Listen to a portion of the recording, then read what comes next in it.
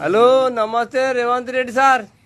చాలా గొప్పగా మంచిగా పేరు రావాలని ఉచితంగా బస్సు ఛార్జీ లేదని మహిళలకు పెట్టినావు, సిలిండర్లు మాఫీ చేస్తా ఉన్నావు, మళ్ళా పోతే 2500 పింఛన్ ఇస్తాను ఆడోళ్ళకు. ఇవన్నీ పోయినాయి. రైతు బంధు ఎక్కడ పోయినాయో ఓ రేవంత్. కేసీఆర్ కుదలదాన్ని పైకి వచ్చినావు కానీ మరి ఇప్పుడు నీ నీ సంగతి ఏమైంది? రైతు బంధు ఏదిరా బోచిడికే. హలో నమస్తే రేవంత్ రెడ్డి సార్.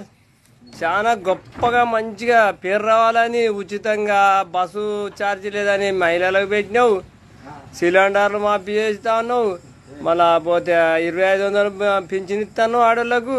ఇవన్నీ పోయినాయి. రైతు బంధు ఎక్కడ పోయినాయో ఓ రేవంత్.